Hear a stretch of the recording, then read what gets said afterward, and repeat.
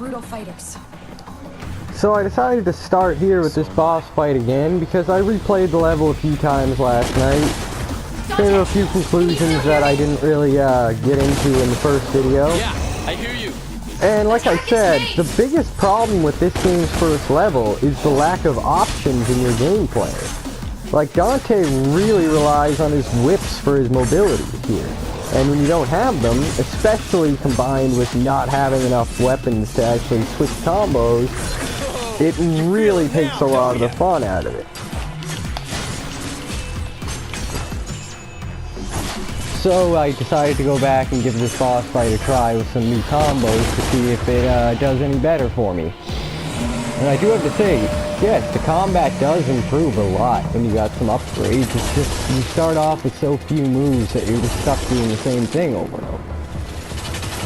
Which gets boring fast, and in this hardcore mode makes it nearly impossible to get a high score. Well, not nearly, but, you know, the more moves I have, the higher my score gets. So I gotta say, that launcher is still throwing me off. I keep trying to like hold back on the analog to do my launch while I'm doing regular attacks.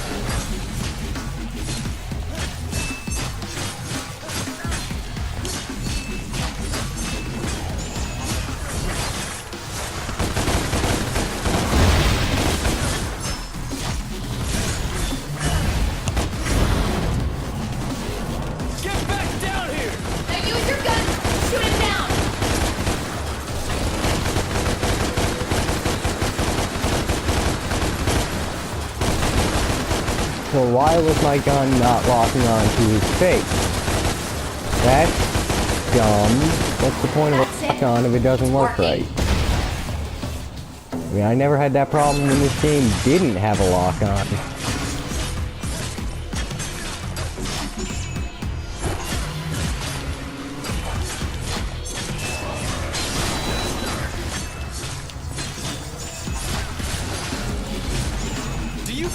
Demons even feel pain? And there we go. See?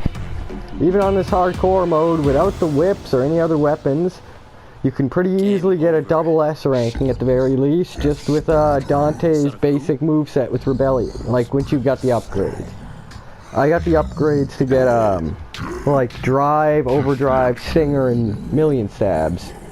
But I didn't get like the more damaging version.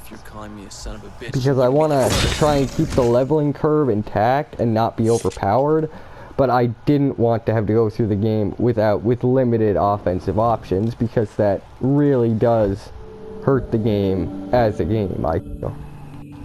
My mother. I barely remember her.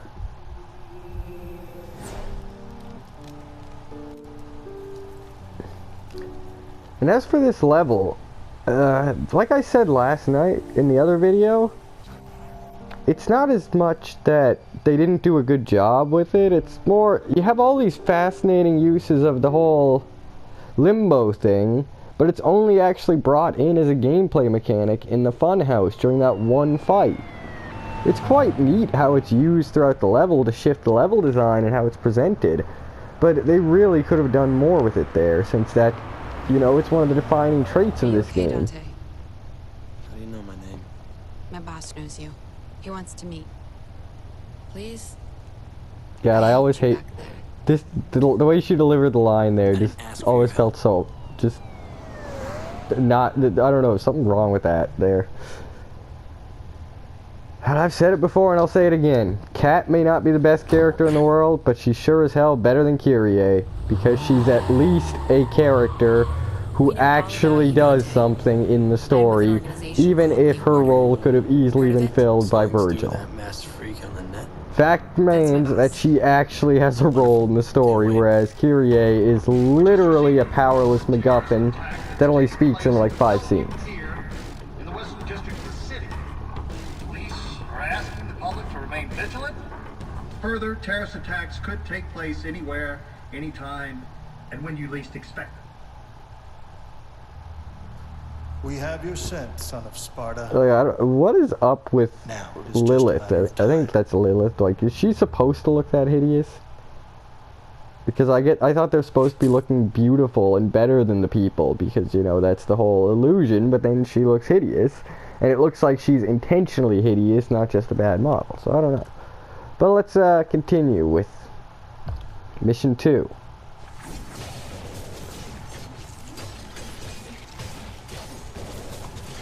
I always did like this little loading screen here, but something that annoys me in every single game, including the HD collection, is you can't slice up the loading screen in anything other than Devil May Cry 3. Not even the HD version. At least not that I've found. But that's a minor issue. See, I've always felt like this story, while it was poorly handled, the bigger problem was it just was out of place in this kind of game. The presentation of the story directly conflicts with the gameplay segments because they don't mesh well. The demons are amongst us, Dante. They are enslaving Whereas mankind. the story they're doing, it would have worked great with the semi-open world structure that they had planned out, at least in the original concepts. We're a small handful of freedom fighters. We are But as it is, since they don't bother to explain any of it, it's literally just barely enough there to justify the plot. We don't get any answers about Limbo, how it works, like how it affects the humans. We don't actually see the human side of this story. We're just told, hey, these demons are assholes, go kill them. We don't, apart from like the whole the virility factory, and honestly, isn't everything we're told about the demons hearsay? We don't actually see them doing anything evil that I can recall in this game. Amazing. They're controlling the world, but look what happens when they get brought down. Dante, I do love the lighting really here. is you. Having Virgil stand in the shadows while Dante is in the light. Just like You their don't remember. roles. No. I'm still shocked at how good much these of your character models childhood look. Not much. I had meningitis when I was 7. Wiped my memory. Why? They told me I had a car accident that resulted in total amnesia. Age? 7. Am I the only one who thinks it would have been awesome to have Virgil's backstory be playable Meningitis too? is human affliction.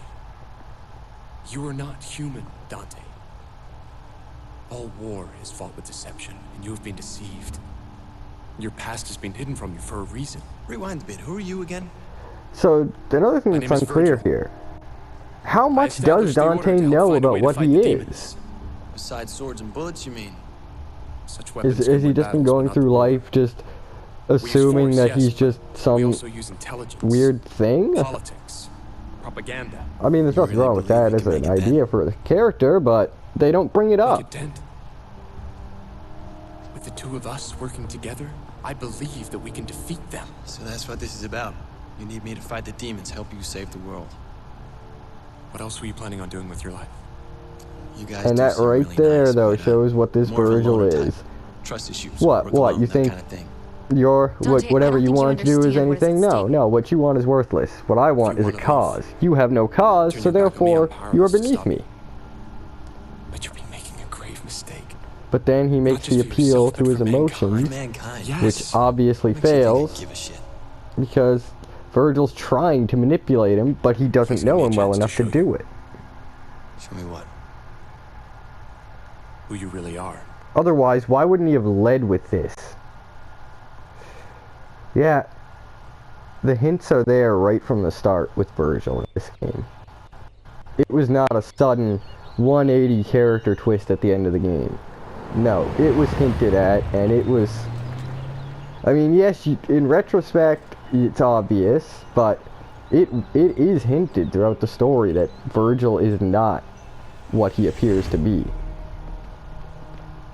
So the one thing I absolutely love about this game is that we get to see them as brothers for the first time. I realize they're not the same characters, and I've said this myself many times, but it was actually nice having a game that focused on Dante and Virgil in some form, instead of having them be enemies from the beginning. What are you doing? Our world and Limbo are very closely superpositioned. They collide in places causing what we call rifts. It's here, in the rifts. We can create gateways to and from Limbo.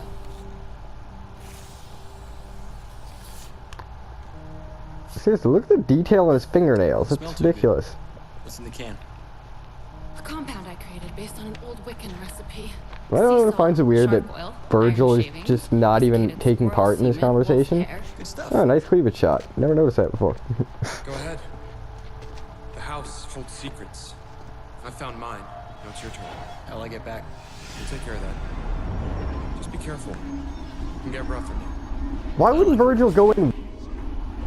If he really wants to guide him and teach him the secrets, why wouldn't they go together? Is this really going to work? He doesn't seem to care. Or is the implication Wrong. being that... Just like you were when I first found you.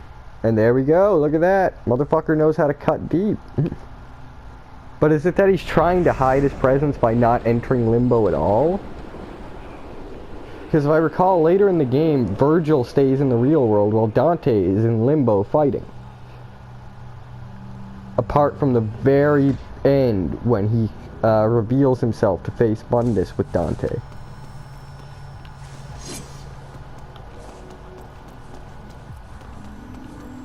Any missables? Nope.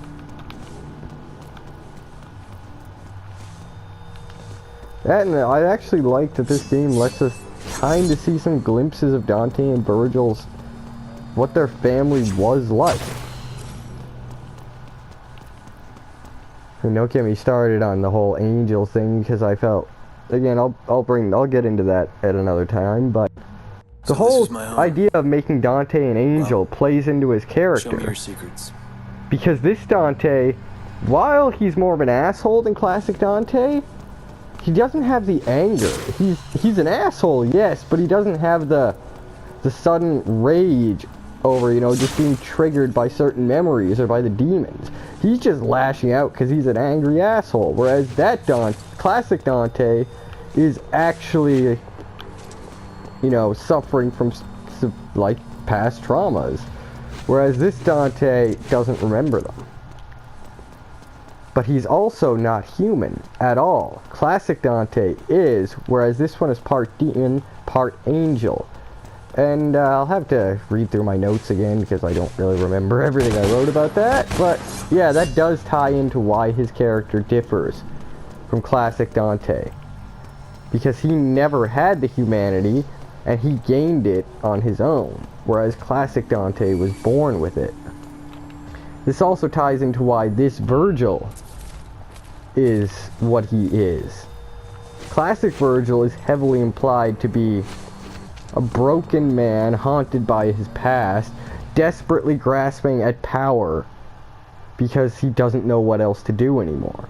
Because he just refuses to go through that again. I remember this place. This Virgil is a sociopath who believes he is doing the right thing, but is willing to do whatever it takes, use whoever it takes, lie, manipulate, kill, and abuse to get what he wants. And what sells it all is the fact that he doesn't tell anyone what he's planning to do throughout the game. Until the end. He knew all along Kat and Dante wouldn't go along with it. But Sparta.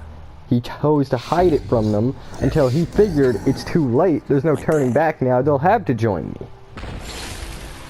So yes, there are hints very early on, but they don't become clear with Virgil until the end. But that, for me, at least ties into the fact that neither one is human. But as I said, I'll have to go through my notes and actually read up on what I wrote on that again, because I'm only remembering bits and pieces at the moment.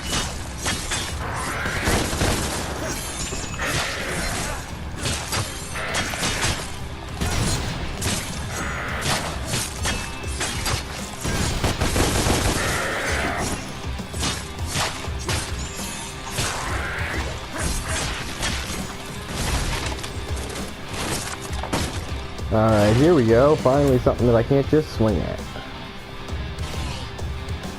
You're up next.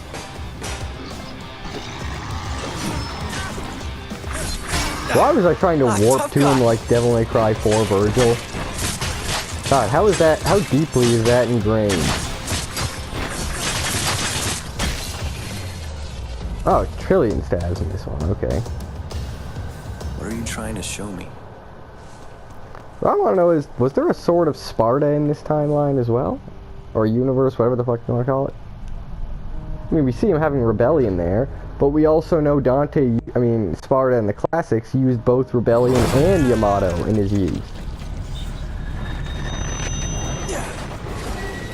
Hell yeah!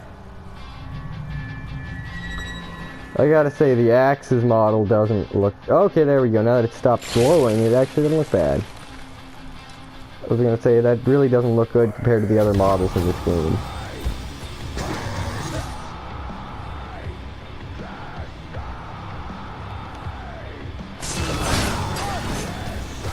It's been so long since I played this.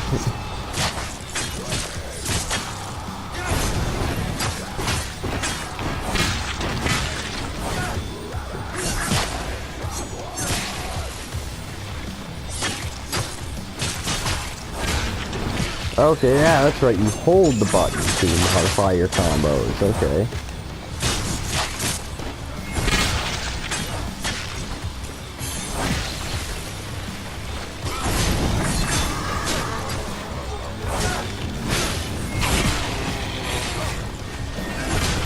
This is gonna take me some getting used to. As is this launcher still.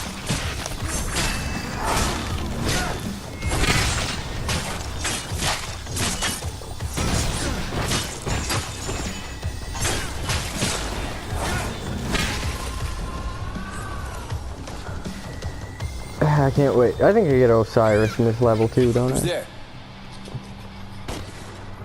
Whoa!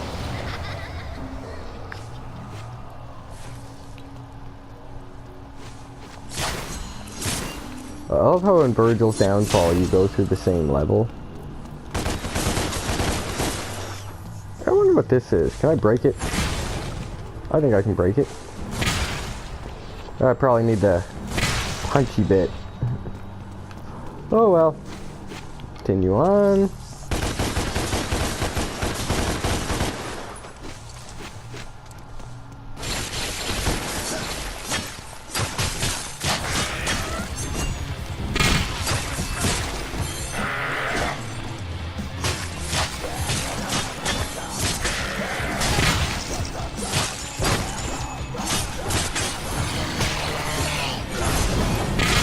I love how the axe head flies off. I mean, that's so ridiculous, but... I mean, when it's Devil May Cry, it's gotta be ridiculous in some manner, doesn't it? Even Devil May Cry 2 is ridiculous. The game was practically made in 4 months. I mean, the fact that it works at all is miraculous. This way, Dante. Okay. Now that's a game I can't wait to do a retrospective on, but I'm waiting for the HD collection to go on Did I sale. hear that right? I already own 1 and 2 and both the regular and special edition of 3, so I think it's fair for me to wait for the HD collection to go on sale before I buy yet another copy of 3.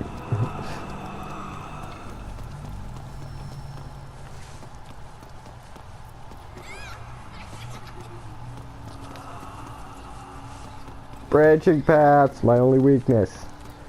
But I actually like this kind of level design though, you know, we have options. I mean, at least the illusion of options. Did I already go through here?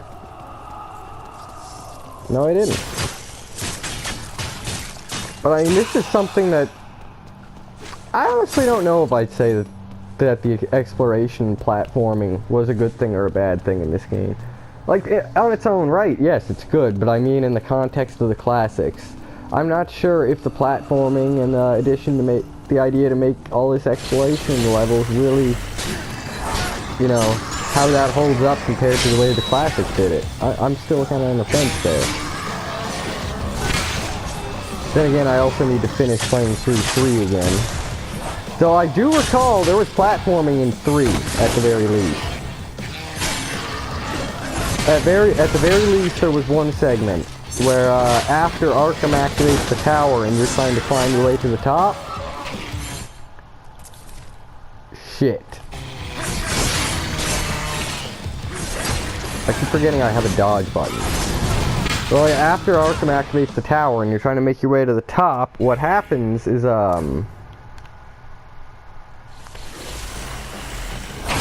have to do this platforming section. You go across all these floating platforms to get to the top of the tower. And they were moving and all that. You know, it's classic platforming.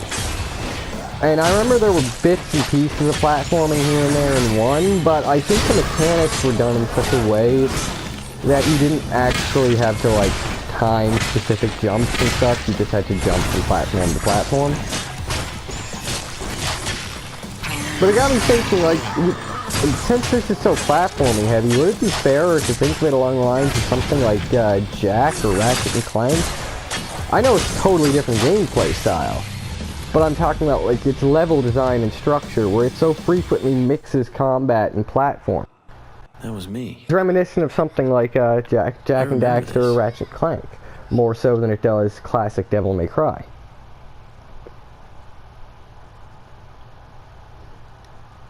Although 4 also featured quite a bit of exploration, and that's something I dislike about 4. Though that's more, I've never been a fan of Nero's playstyle. I don't dislike him, I just find the same problem I have with Dante early in this game. His options are so limited, but Nero is far worse because half of his abilities are only available to you consistently in combat if you can manage his exact rev timings. If you can't, the only way to access a good chunk of his moveset is to stop what you're doing, break the flow of combat, and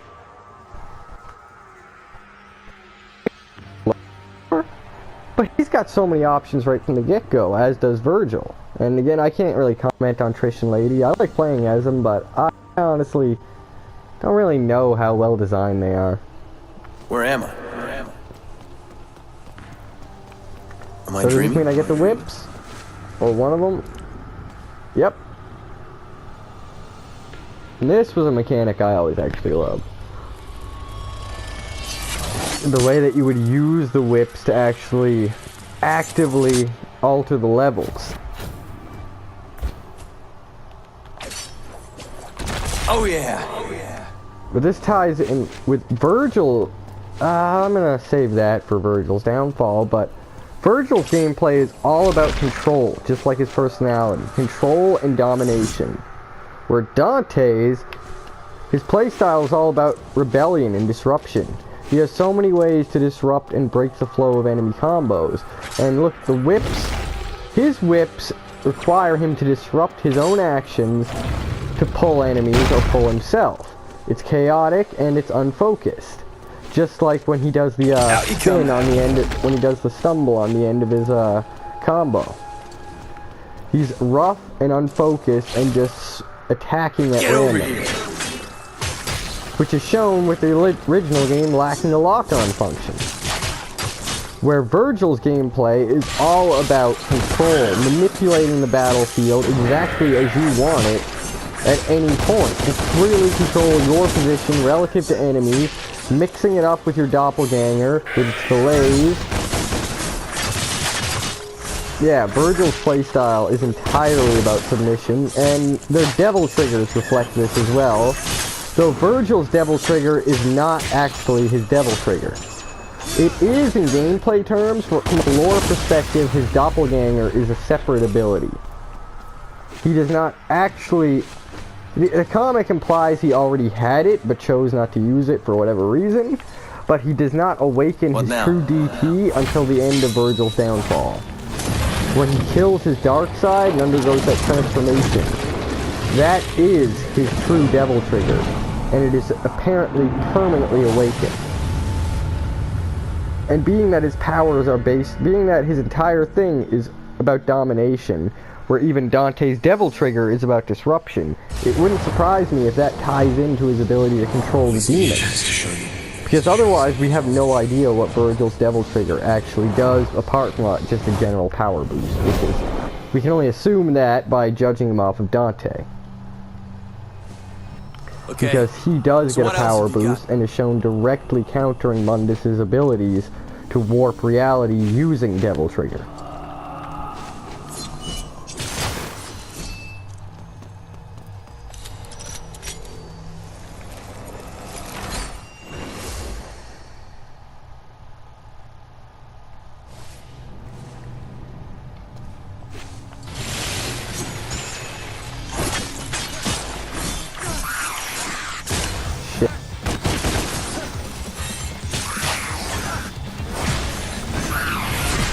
Right, I got the whips now.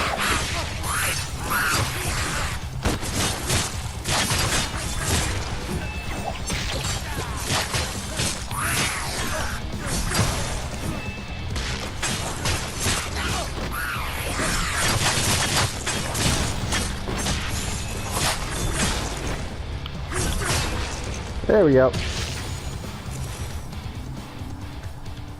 So I really do wish this game had two things from the classics. A taunt? Because come on, who doesn't love doing a taunt after they win a fight? Or mid-fight? Or at any random point? And the other?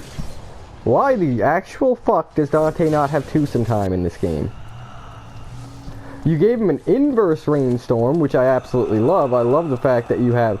I would like to see that implemented on regular Dante somehow, although I'm not sure how it could be done with the way his style switching works. But I would actually quite like to see the inverted rainstorm, for fuck's sake. The inverted rainstorm where he does he launches himself upward to spiral with ebony and ivory instead of just the one from above. But really...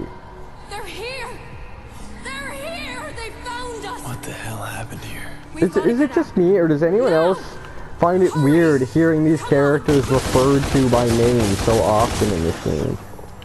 Like, hearing Dante called Dante so often just feels weird.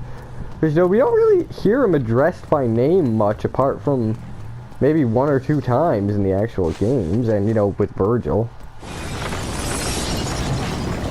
This is neat. I like this. I really like this.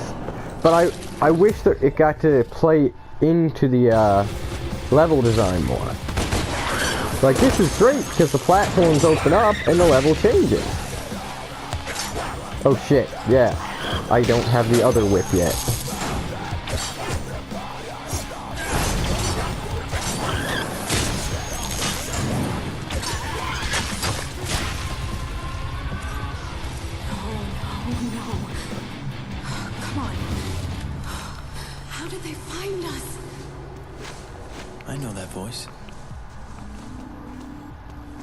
Which way am I supposed to go? Like, you got that pull command there, but you also got that there.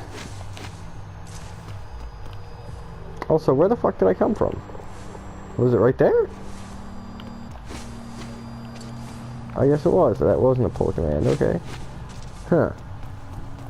Level design disorients me, but whatever. Like, it is really creative to look at visually. And that you start seeing elements of it being used creatively in-game here.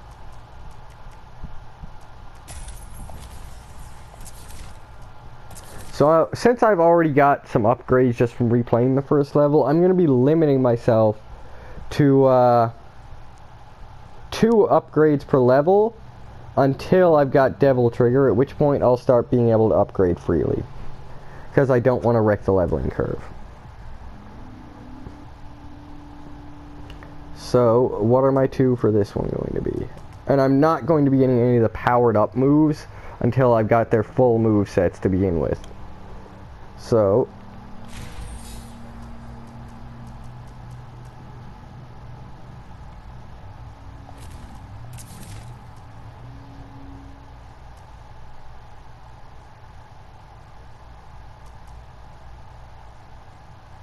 I love Inverse Rainstorm, but I don't think it's actually that useful.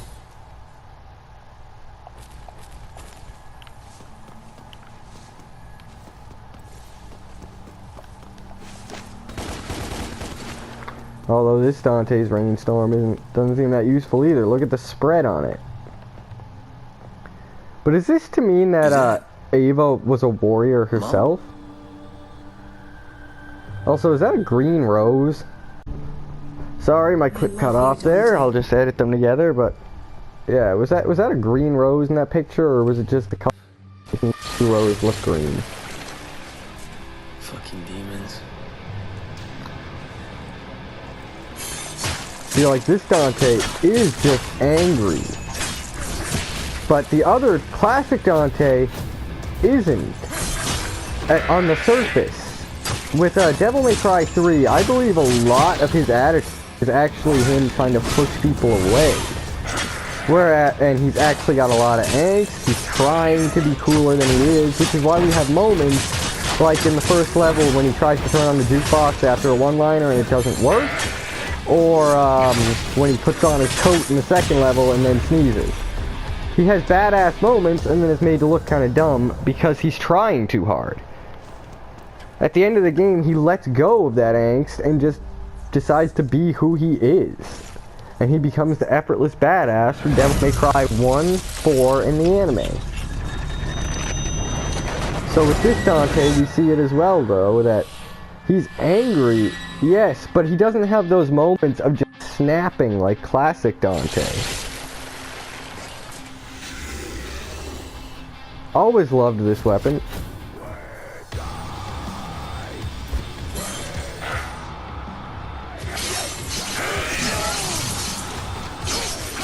Gets better and better.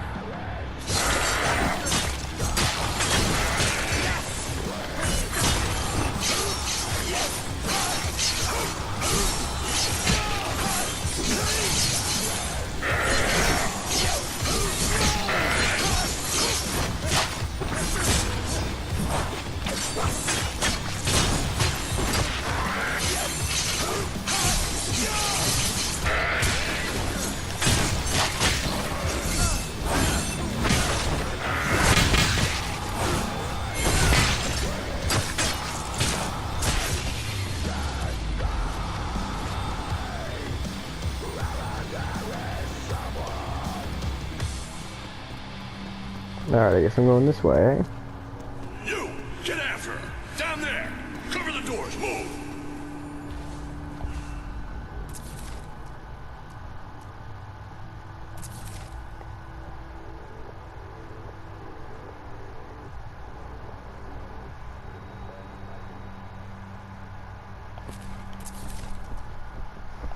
No, I already got my stuff for this level, though. But, yeah, to continue with what I was saying, though. This Dante is just overall angry, whereas classic Dante, the anger only slips out in certain moments.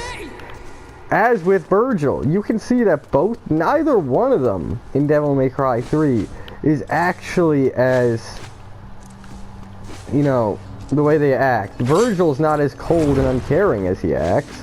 Everything he does is because of what happened to their family. Dante, while he tries to hide it, look at the way he acts with any mention of his family comes up, or any mention of Sparta. He despises what he is, and refuses to accept it. Virgil refuses to accept his human side, Dante refuses to accept his human side. And that plays into their final battle at the end.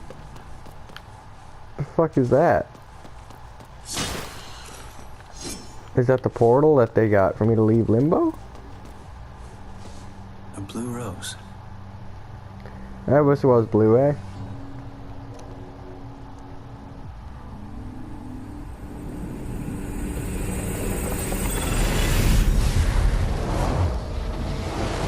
Dante. It really is you.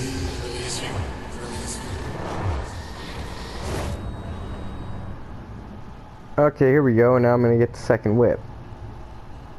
Alright, so this video is gonna be kinda long.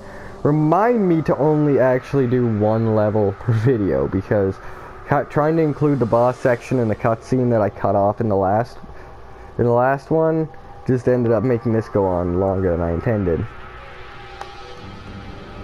So that's another thing, though. I don't recall the levels being anywhere near this long in the classics, but that was I guess you'd say more of an arcadey feel to the levels. You know, you have a short level designed mostly around combat, you do your thing, and then you go on. Whereas this one, it's all about exploration, because Ninja Theory likes to combine narrative and gameplay, which is what I was getting at with Virgil and Dante's gameplay style. And I personally always loved that his sword actually transforms into all of his weapons in this game. I just like that as a visual touch. That technically it's all a rebellion. So does that mean that these weapons exist as their own things and could be used by Sparta and Ava? Or does it mean that this is Dante wielding their power and it just happens to take on that form? I mean, I don't know, it's so unclear. But I'll be theorizing on these things as I go. Too bad it doesn't give you, all your options until so late into the level, though, because I barely even got a chance to talk about how this does change up his gameplay. You have so many more options now. You're able to fluidly keep your combos going with chains. And you're able to keep your moves varied enough to keep your combo going. But with this hardcore mode, you've got to be fast, because it might just be me and that I'm not very good at this yet. But I'm finding this combo system, like, the rating is absolutely brutal in this game. Even DmD4 has nothing on this for trying to get a high score. But yeah, like, so hopefully in the next video, part 3, I'll be able to get more in depth with the weapons. What am I unleashing? You know, the level is mostly done by the time we get them here. Yes, Dante, I'd like to know the answer to these questions too. How much of your childhood To paraphrase Douglas Adams from Hitchhiker's Guide to the Galaxy, theorists have long theorized that if we knew the answer to these questions, we would have a much greater understanding of the universe than we presently do.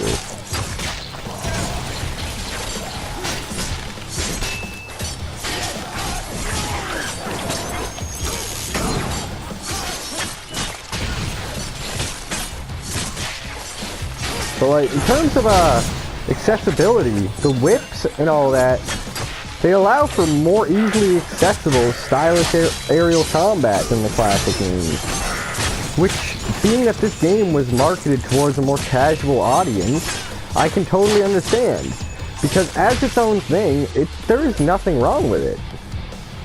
Like, there is a massive difference between an alright game and a bad game. And I honestly can't see this game being a bad game in its own right. A bad Devil May Cry, that's fair, but not a bad game. However, since the purpose of this retrospective is to compare it to the originals, I do have to take into account how it holds up as a Devil May Cry as well. And as I've said, a lot of these changes to the gameplay just feel weird and wrong and out of place as a Devil May Cry, but when looked at as its own thing, they're not bad. It works well, it's fluid, it chains together. I had a brother too. Like, the story presentation, it isn't bad, but the characters aren't likable enough is the problem. I had no idea of the danger we were in.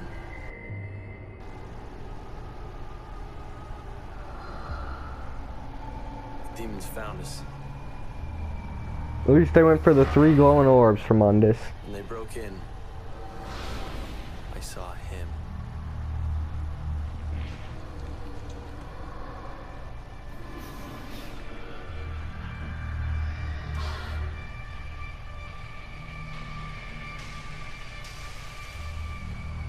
She gave her life so that we could escape. So are those angels actually supposed to be there, or is that just supposed to be like imagery? Because the whole fucking thing with the angels is the worst handled part about this game's plot. They have no burn. It is safely amongst the humans. Kept our memories to protect us. That's why it all went black. To his character. At least what for. But as it is, the whole thing of making them half angel ultimately doesn't serve any purpose with the way it's presented. Because even if I'm correct in what they were going for, well, the game doesn't ever bother pointing any of that out. And that is a fair criticism, I think, to make.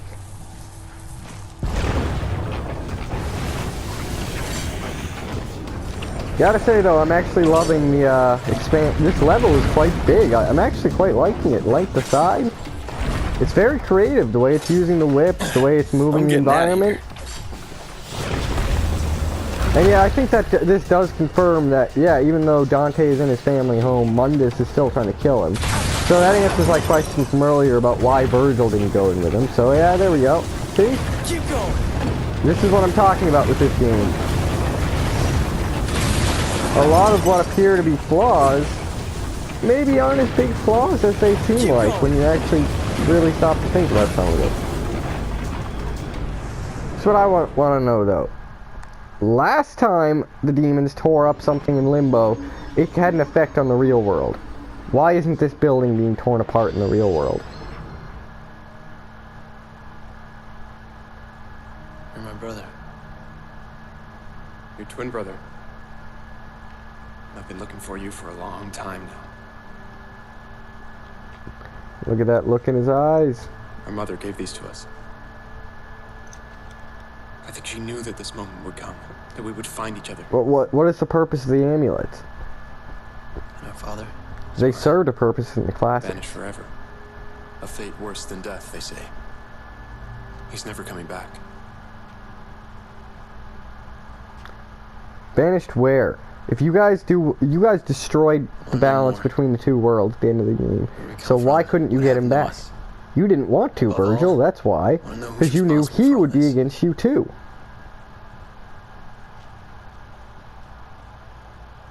And look at that smile. Sure, it seemed friendly enough, like, yes, we got him. But that still shows he's manipulating his brother. So again, it's still there. And God, I am sucking at this game, but that was part 2. Sorry for it being so long, and thanks for watching. Feel free to share any feedback or criticisms you have down below in the comments. And I'll be back with part 3 tomorrow. Thanks a lot.